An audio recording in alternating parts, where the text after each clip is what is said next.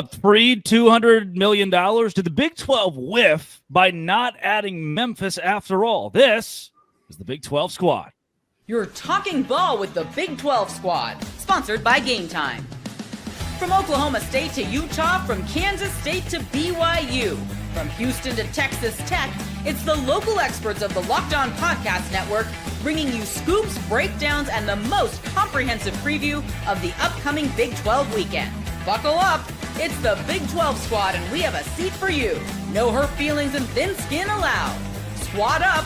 You're part of the Big 12 squad. Happy Thursday night, everybody. Let's talk a little Memphis to the Big 12. Introducing the consummate professional of the show, Locked On Texas Tech. Chris Level joins us from Lubbock. Cameron Stewart is balding. He hosts Locked On Baylor, so we let him be in the show. He joins us from Chicago or Boston. He keeps on moving. Speaking of moving, this guy moved from Seattle to Seattle. Christian Rao, Locked On Kansas State. He's also kind of balding, but in a cool way. He lives in Dallas, but his mom went to Houston. Parker Ainsworth of Locked On Cougs. And then want to talk about balding. It's a theme here. JT Westersill of Locked On. I was almost late, and then I would have missed a joke anyway, so lucky me.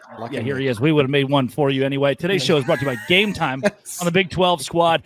And biggest news in the Big 12 I don't like the way we've built this. The biggest news in the Big 12 this week, Memphis offers the conference per Ross Dellinger over $200 million to join the league. And I talked about this with Cameron on a crossover earlier this week. They have that no-risk clause where they could just give us $200 million for a few years, and the Big 12 in 2030 cuts Memphis out of the league because they're not, quote, adding value. And you just robbed them of it. You've grifted them of their money, but you got their money, and you didn't have to do really anything else on the back end. And now FedEx gave you 5 years' worth of revenue. Chris Level, you're the professional. Is the Big 12 in the wrong here for not biting on Memphis and taking their money from them? This is the same thing as saying, I don't want 2 automatic bids. I just want one, and I want to fight for it in the CFP, in that you're fighting a perception. And so why would you want to dilute your league even more by adding a Memphis team that just is wearing the desperation cologne all over themselves and willing to just give you a whole bag of cash? And keep in mind, it's just a couple of mil. That's no small amount for each school over, it's about 10 million over a 5-year span for each school. But it gives you a 17th member. I was in Memphis in December for a bowl game, and it's a scary place. Oh gosh. The bulletproof vest is implied in Mark Cohn's song. When you check into the hotel and they're like, don't go out past 10. If you do, make sure you're with somebody. Don't go off the beaten path. A rental car from the Texas Tech football program was stolen out of the hotel parking lot. Good news is, though, with the AutoZone sponsorship, that's all covered, right? That'd be but I don't. There's a reason why they're begging you to come in. I feel bad for Memphis because they're trying. You don't think the BYU fan base could fix Memphis? You don't think that once we just they got the pamphlets ready? Yeah, couple football games.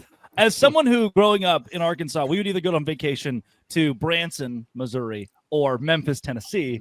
I can attest those were 2 very different vacations from what we locked from what we locked up and One did was not. a punishment. When we visited Graceland. You don't straighten up those grades, son. We're going to Memphis this summer. Tropical. There's a river At there. night. I would also add in that I would tell you now, Parker, cover your ears here, but I would tell you that the conference leadership is,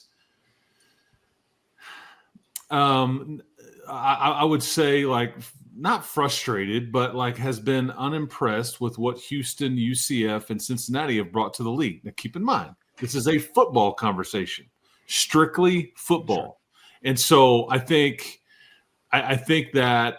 Had you had the opportunity to add the 4 corner schools before the group of 5 group, I think that this league would look a little bit different. And so I think Memphis is dealing with, some of this stigma as well. And right, wrong, or indifferent, I just think that's where the leadership is at. I just think that I was told we don't want to dilute the league anymore. And I don't know that it does anything for you, but it's crazy. Here's our money. Kick us out if we haven't proven our worth, all the things. But when you say no to that, it's like because you could have had Memphis the first time and you passed.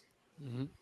Do we feel like, because I think we all kind of had the same reaction of like, this is Brett Yormark stuffing them in a locker, and it's does it feel like a flex because Memphis is basically in a way doing what SMU did to the ACC, and the ACC was in no position to say no, and the Big 12 is? Like, I know it's different in that Memphis is throwing a ton of money at you, SMU's just letting you keep a lot of money, but does it kind of feel that way? I was going to spend the first part of the show dunking on Memphis and come to this at the end, but we can start here because I feel like actually what Cam's saying is making a lot of sense if you think about, like, Memphis isn't going anywhere as an option. Bluntly, they academically couldn't cut it in the ACC or Big Ten to whatever standard you want to call that. I mean, they're not Stanford, Cal, they're not Duke, they're not Virginia, they're not Purdue, they're not Nebraska. Like they're just not, right? The SEC that cuts deep when you say they're not Nebraska. Oof. You're right. Their SEC doesn't want another school in the Tennessee region that's already overlapping with Vanderbilt and University of Tennessee. They don't want that market share at all. They want to keep that, like, that weird color of orange that they've got going there. Like, SEC don't want them either. Yormark knows this is just always going to be an option. Why do it now? And I don't think this is Yormark. This is the people telling Yormark, yeah, we don't want him. I mean, I think that he's kind of like, he would do it if the leadership and the presidents were like thumbs up, just like Gonzaga. I mean, he wanted Gonzaga and UConn. But this is like Zach Blackerby being like, "Do you guys want to keep doing 1 hour squat show?" It's on to Chris's point, though. I thought interesting thing on this is like, who leaked this, right? Because Dellinger said reports. Someone said, "Hey, Dellinger, press publish," right? Like someone said, "Go with it," right? Yeah. And is this Yormark and the presidents of the university saying, "Hey, push this so that way Gonzaga and UConn up their ante a little bit," right? Is the Big 12 saying to push this because it's like, "Hey, UConn and Gonzaga, we got options, we got dance partners, we can pick one," right? Like I think that there's some of that in play too. I don't know who else. Like, is Memphis doing this to maybe change their offer with someone? I don't know who else could be pushing this. Is the ACC pushing it to say, "Hey"? It can't be Memphis, right? Because they would hope the statement. Memphis literally to like backtrack and be like, "Oh, we're proud members of the American," and then we're all just like, "Oh, that's every American school pushed that at the exact same time." Like that's just it's the kid crying in the Santa Claus picture. That's what. And Memphis may have wanted to placate to the sponsors or their fan base, going, "Hey man, we tried everything we could." I don't know the dynamic, but it is. I mean, they actually told the Pac-12 recently, "No, man, we're good. We're working on this other deal," and now it's like, "Hey, man, hey, Pac-12, you up? I want to talk to you." Or to signal to their own donors, like, "Hey, we need more money. They won't take this much." but what would $300 million be worth it? I don't know what the number is, because I talked with someone earlier. Was like, if it was 500, that's when you kind of would be like, okay. Damn. Yeah, it's 500 in sponsorships, right? It's a little bit different. Yeah. I also will say, like, listen, Houston and Memphis built up a little bit of a rivalry in the American, and so I actually feel like Houston could have benefited in some of those kind of fun ways from this, right? But as far as like getting the conference and all that, Memphis sticks out in that, like, they don't have on-campus venues. They share basketball with the Grizzlies. They like, this is not a powerful school in a lot of ways. And they're putting money into those venues to make them feel more University of Memphis, but they're not near campus. They have won, though. That's the one thing, right? In the last 11 years, they've won 10 games or more 5 times. That is more than Houston and UCF have for football. But Houston had done that in the 10 years prior to being accepted, right? You're including the years since. I know, but we live in a world where it's what have you done with me lately, right? That's what Oregon State but that's important. That's important because we've seen proof of concept of those schools having trouble adjusting, right? Cincinnati. That is important. Houston's had 2 years in the Big 12 where obviously you're going to lose more than you would in the American with their cool eagle. They have an eagle now, so everything's okay. Coming up, I want to get into how the Big 12's focus on 2030, 2031 with the ACC, how that will rework, how that's in play with this decision. Locked on Big 12 Squad. Today's show is brought to you by FanDuel. Why is it brought to you by FanDuel? Easy. Because when I need a little extra dough in the back of my pocket, FanDuel's got me when Shohei Ohtani might just hit a home run. I go to FanDuel. There's an app. I pull it up. Shohei Ohtani, home run, plus 400. Put $10 on it. $40 when he hits a home run. Why not make it even more thrilling to watch Major League Baseball? New daily promotions, easy to use, fast payout, and makes the regular season games feel like must-watch events. Whether I'm placing a same-game parlay or watching a bet right into that ninth inning, FanDuel makes it feel like I'm part of the action. If you're new to FanDuel, new customers can bet $5, get $150 in bonus bets if your first bet wins. That's $150 in bonus bets if that first $5 bet wins. Open the FanDuel app today or visit FanDuel.com to get started. Today's show brought to you by FanDuel. I'm really glad we're going to talk about 2030 because I was very concerned that Drake was going to come on here and argue for Cosmo to be the official mascot of the Big 12, like the Eagle for the American. Maybe. The Big 12 needs its own American Eagle. I thought that was a great investment of time and money from the American Conference. I would totally go for Cosmo. The guy's a stud. No, don't. Dang it, Chris. What do you want with the weird eagle thing? The I'm not even that much mascot? of a, no. I Gosh, say a no. generic cougar. We just let it go from. Oh no! I guess if we're doing a majority, you could make the argument that way, right? When I see the way the Big 12 has moved from Gonzaga to UConn to now Memphis, the Memphis one has been the most publicly exposed. We know now hard figures of what the university wanted to offer this conference. I think when Brett Yormark says he's open for business, based on the leg that the ACC stands on, he's waiting for some of the power schools like a Louisville, who will be left over in 2030, 2031 when Clemson and Florida State can pay a very small exit fee to go to the Big Ten or the SEC. Both those universities will still be valuable. Both those universities will likely want to leave the ACC because their structure with a TV contract is so poor. When that happens, I'd be hard-pressed to say that Miami, North Carolina, Virginia, Duke, Louisville don't follow. And I believe that Brett Yormark wants to because we just saw it. Chris, you said it. The Big 12 may not have added a Houston or Cincinnati, UCF, BYU, if not for those four corner schools coming later, them being the second wave of expansion. If you already know, hey, we don't have to take Memphis, if we can wait on Louisville in a couple of years, then I think you hold out for it. I would, and I understand there's going to be dunking on Houston because the first 2 years in Big 12 football have not gone great. Sorry. It's fair. 4-8, whatever, right? I would point out that in the 10 years before getting the bid to join the Big 12, Houston had been to a Peach Bowl. Houston had beaten Florida State. Houston had beat Auburn in the Birmingham Bowl in their own backyard. Houston had been competitive with other Big 12 schools. Like they went to overtime with Tech, Chris, in 2021, whatever that was. Like, I mean, they had shown a promise and right. They've been in the American Athletic Conference Championship game in 2021, had won it in 2015. Like Memphis has beaten West Virginia and Iowa State. I mean, they played at a high level of college football. No, still. I'm just saying that it's almost like the experiment's been done once, and we see that it takes this longer. Houston just is completing a $160 million improvement to their football facility, like as we speak. They're moving in this weekend, right? Like some of that changing. I think you're seeing like, okay, the success in the American for the decade it was doesn't translate to success in the Big 12 right away. Certainly not in football. Obviously, we can flip to the round ball or whatever and go on, right? But I think that some of that, it's almost like we can now look back and say, hey, look what that took. Do we want to do that again? Whereas Arizona State wins the league. They walk in from a power conference and they win the league P4 to P4, right? It's like, okay, do we want to do that again versus what we did the other time? Timing on that is going to be huge in every conversation because 2021, look, I can say this fairly.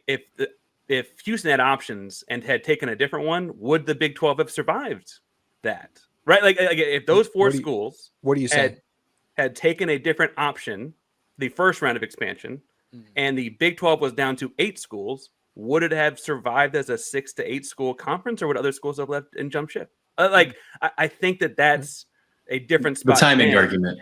It's a desperation argument then that they're not in now, right? Just simply put, that is a big piece of this. Yeah, you're thriving. I mean, you are on stable ground. You've got a great new media contract, and any new member, it's all about value. It's when you consult with these media partners, and it's TV ratings. It's all the things. Yes, you need to be successful, but who cares about this program? Who wants to watch it? That's what they consult when they start looking at this stuff and trying to, okay, is this really going to move the needle? What is this worth to somebody? How, does this generate extra revenue for everybody, or is it worth us stepping outside the box on? And I mean, obviously, just Memphis just doesn't do that. I don't think enough people, regardless of the wins that because it's what them and Tulane that have kind of ran that league for the last several years. But I mean, if you want to talk about winning, go get Boise State. I mean, they've won a ton, but they don't, and I would think that they actually have a pretty decent interest level from just viewership. But the markets, I mean, there's just so much other stuff that goes into it. That's what you're talking about. And I think to Drake's point, the old Louisville Cardinals there, I think that there's an interest there. That's a market. There's a care factor that comes into it. And I just think some of these ACC programs, would certainly provide that, whereas Memphis or a Tulane or Boise State just doesn't do it. So I think, and who knows if there will even be a Big 12 in 2030. True. We don't know where this is going, and there's another shift that's going to happen. Super conferences. Yeah, and we're trying to think like, the SEC will scoop up these, the Big 10 will scoop up these, the Big 12 will scoop up these. Maybe. Who knows what is on the horizon? Something will happen. But do you think, Chris? Can I ask you a hard question? That I know you mentioned the league offices and a couple of just the demeanor around the executives, the presidents of the league. Do you think there's an air of, if by 2030, 8-9 years into Houston or Cincinnati or UCF or BYU, there's a world where the Big 12 says, "Hey, we don't need these programs, any program in the conference"? No, I don't think that's. I think that everybody is on the same page right now. Now, I think that the dynamics change. I think now the flip side of that is if Kansas is offered by the Big Ten, if a BYU and a Texas Tech and Oklahoma State or an Arizona, if they're offered, I mean, who knows what. I think they would look long and hard at a better option, but I don't know if that is realistic or not. But I don't think you're looking at relegating, if that's what you're asking. I don't think that is where everybody's at right now. But again, we don't know what we don't know. There's another shift coming. There's another, with these next media rights deals and all the things, and then like the ACC not on as stable ground because it's, unequal revenue sharing works great. Just ask the folks in the Big 12, which is why I'm talking to some of you now. If you show up one day and there's like a Florida State network, the Seminole Network or something, look out, run the other way because it's not going to last. This is why my first reaction to this whole Memphis news was the fact of what you were just saying, Drake. My initial reaction was, we're waiting for the ACC to crumble. That's what I thought was. I think that they're holding back. They're steady. They don't want to go and add a team like Memphis, who their biggest take is basketball, when they're probably third in line to Gonzaga or UConn, the teams that you want, the programs you actually want to bring in for basketball. Even if they are bringing this money to you, that you want to try and build that. If you're at 16 now, if you want to get to 20, you want to wait for a Florida State or a Clemson or even a Virginia Tech in that case, maybe in as much as Syracuse to get up to that Northeast kind of thing.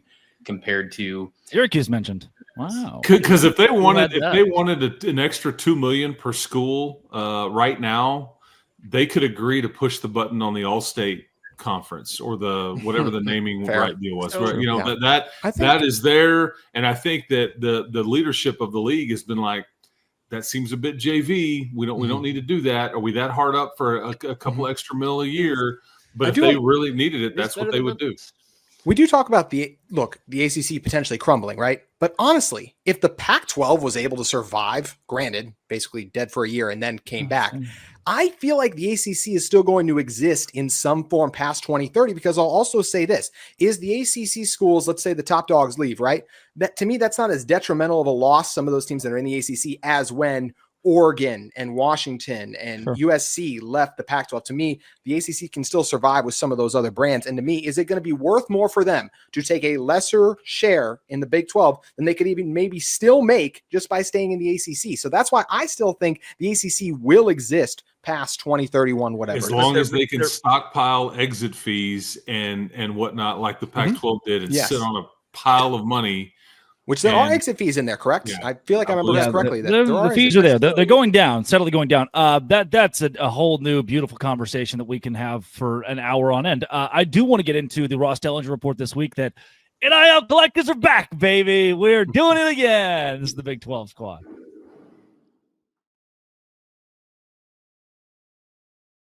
Oh, just when you thought we were going to have an even playing field in college football, the Ross Dellinger report comes out this week that the CSC, Cody Campbell, your guy, Chris Level, who is tasked with college football, working with Deloitte on vetting these NIL deals to make sure that they're legit, They're like, you know what? Hand up. Never mind. NIL collectives are back. You can effectively, and Deion Sanders called for a salary cap. Every team's $40 or $50 million, and now we try to even the playing field here.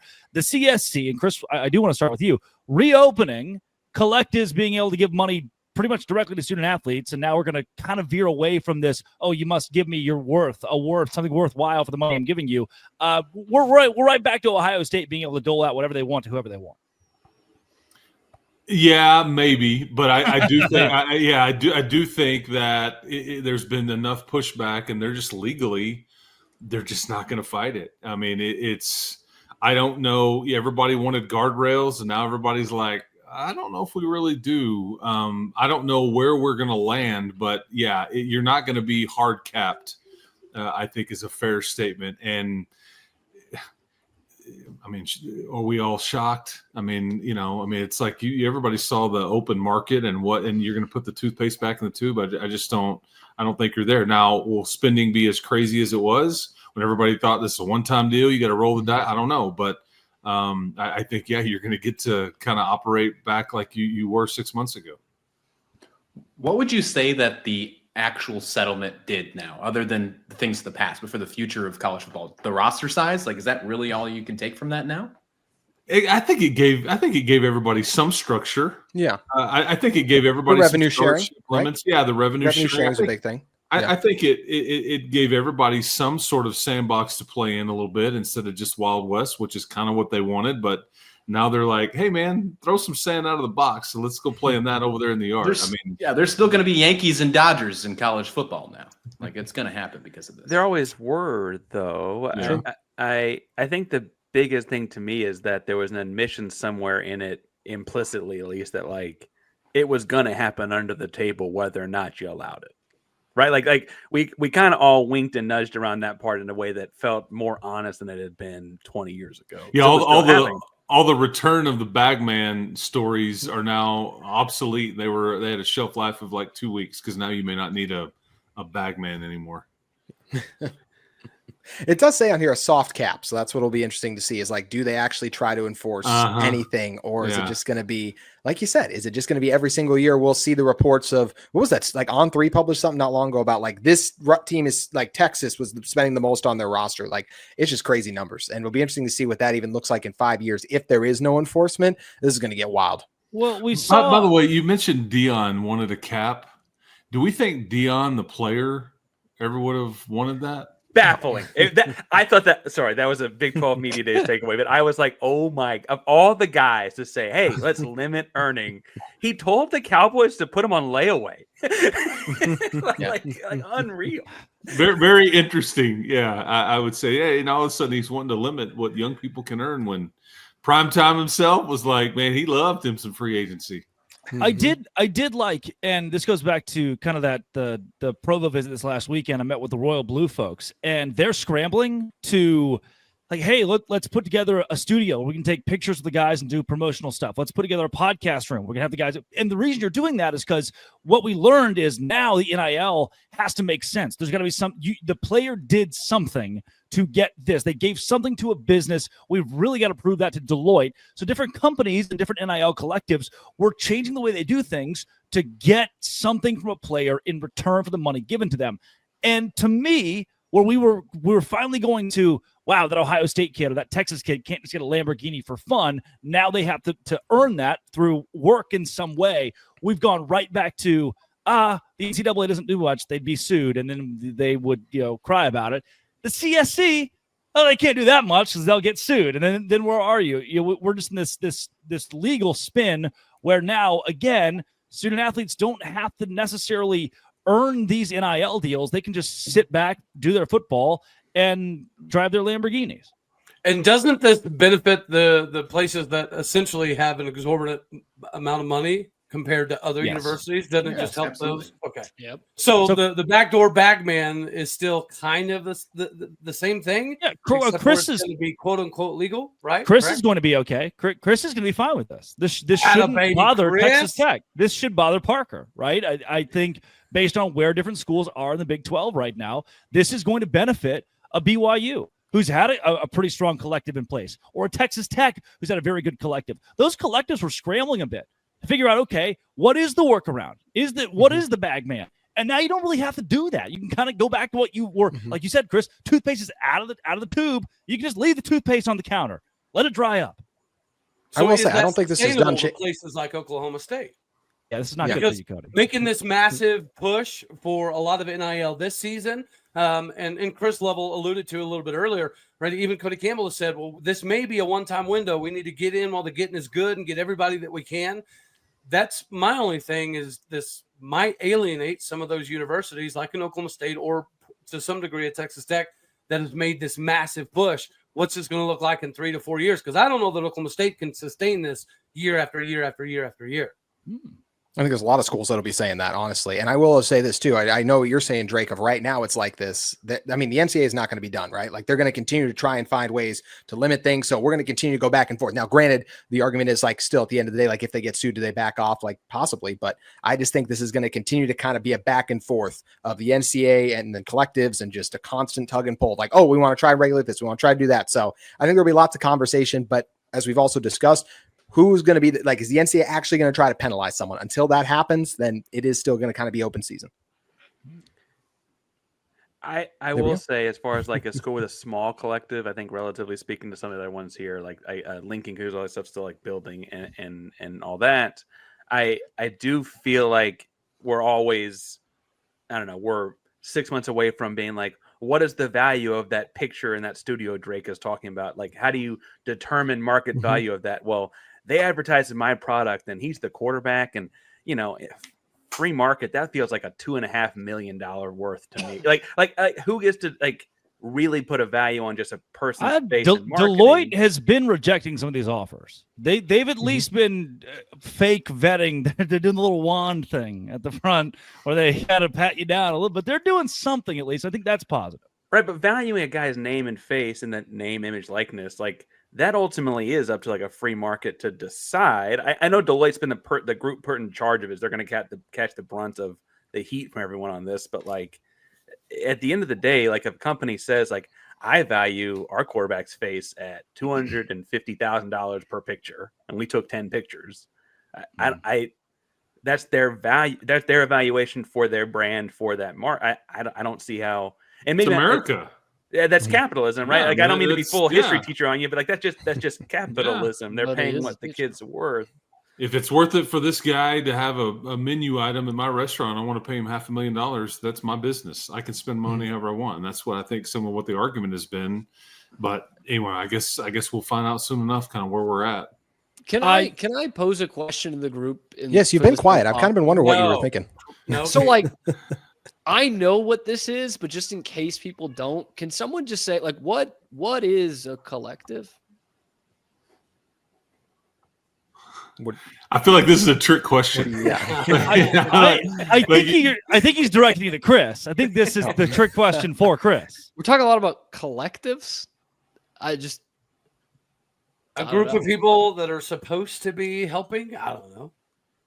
I think it's an entity that is, what it says, it's collecting money for, and like at Tech, you mentioned what you have to do for it. They were like, there's Habitat for Humanity, South Plains Food Bank. they all have to go do community service for this money. That was like part of their deal. And you can make fun of that, but that was like, there's a lot of, I forget how many stints they have to do per semester and all that stuff. But it's a 501(c)(3), so that's what. So you can donate it to it. You get a huge tax break. That part of it, and so it's just a structure in place that most of these schools have. Like I know that like some of the schools, like to Drake's point, even before when you were supposed to be doing something for this, it was just pay for play. Here's your check. See ya. You don't have to do an interview. You don't have to do community service. You don't have to work. You don't have to do a commercial. You don't have to do anything. Here's your money. So to each his own on how everybody was operating. But I think essentially, is that what you're asking? Or I just love that this was like the one question in Big 12 squad history that more or less stumped the squad. I was curious. It felt like a trick. We all thought it was a trick.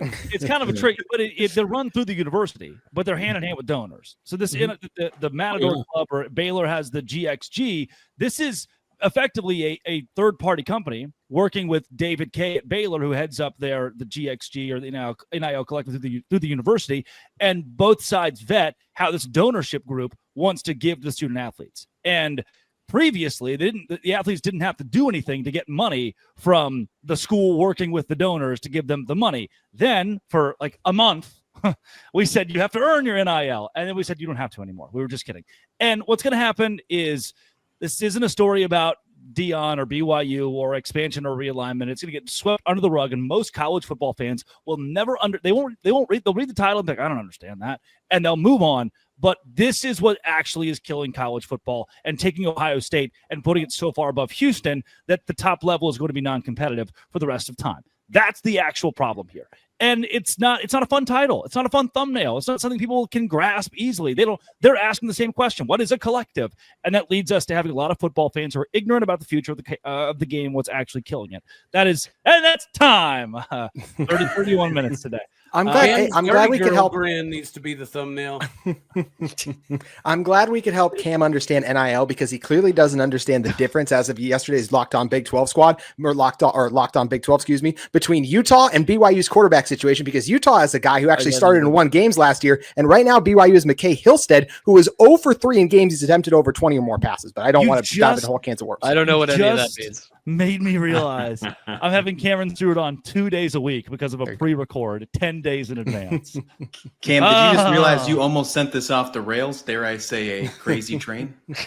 Oh my God. Oh man. Hey, R.I.P. Done. R.I.P. Was he only 76? Yeah. He's the beer That's thief. the years he told you about. Beer feed. That was a busy 76 years, man. Yeah, man. I got a lot done. Yes. This has been, it always will be, Locked On. Thanks for making it your first listen every single day. The Dose Grande Squad.